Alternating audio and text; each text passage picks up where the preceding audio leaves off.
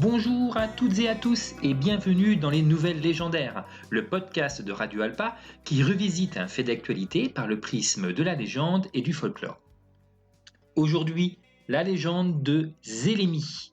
Zélémie était une sage-femme qui habitait aux environs de Bethléem il y a de cela 2000 ans. Bon, vous avez compris à peu près à quelle époque et quel type de légende on aborde aujourd'hui. Zélémie est invitée par Joseph à venir puisque Marie vient de mettre au monde Jésus. Et quand il arrive sur place, c'est déjà terminé. Marie a accouché sans souffrance. Il n'y a aucune souillure autour du bébé. C'est un acte miraculeux. Zélémie entreprend quand même de laver l'enfant, mais des doutes. Elle met quand même des suspicions sur le fait que cet enfant soit né de Marie. Ce faisant, elle s'exprime à voix haute. Pendant qu'elle lave l'enfant, ses mains se dessèchent, elles deviennent totalement fripées. Elle prend peur, déclare à Marie qu'en fait maintenant elle croit, puisque ce qui vient de lui arriver aux mains est une intervention divine. Et donc, de par sa crédulité, elle a été punie, de par son manque de foi, elle a été punie.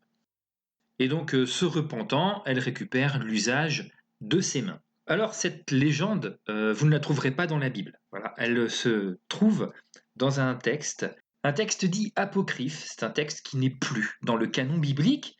Il fait partie de l'évangile du pseudo-Matthieu, le protévangile du pseudo-Matthieu. Il fait partie d'une collection de différents textes qui ont été mis de côté par l'Église quand il a été établi l'ordre canonique des textes du Nouveau Testament. Donc il a été écarté avec l'évangile de Thomas, l'évangile de Jacques, l'évangile de Joseph le Charpentier, entre autres. Il y a plein d'autres textes qui ont disparu. Mais néanmoins, ça peut paraître étrange puisque ces textes, en fait, ayant quitté le canon biblique, ne sont plus des textes religieux, ne doivent plus être étudiés comme tels. Ils sont devenus des légendes, une partie du folklore en fait, qui a été écartée. Et oui, ça peut arriver, il y a des légendes qui disparaissent. Néanmoins, il est possible de voir une illustration de cette scène de Zélémie lavant l'enfant Jésus avec ses mains qui deviennent toutes desséchées à l'église Notre-Dame-la-Grande de Poitiers. Cette église possède une très riche façade sculptée et sur le coin droit, je ne sais plus très bien, je l'ai plus trop dans la tête cette église, excusez-moi.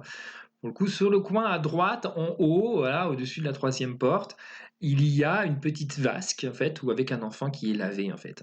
Et cette scène-là, en fait, est la reproduction de ce texte apocryphe. À l'époque où l'église a été édifiée et la sculpture réalisée, le texte était déjà apocryphe, il ne faisait déjà plus partie du canon de l'église.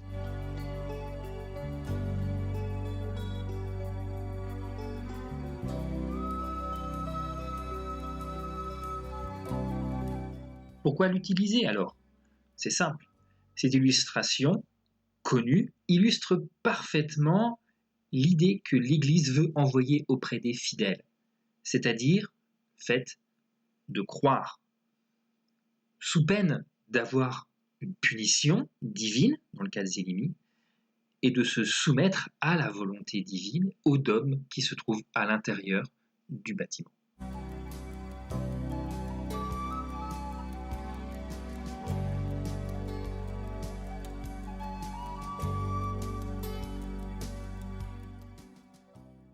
Comme quoi, même quand une légende n'est plus reconnue et devient donc du folklore en tant que tel, on peut toujours s'en servir suivant les éléments qu'on veut démontrer.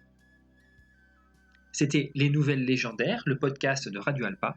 À très bientôt pour une nouvelle légende.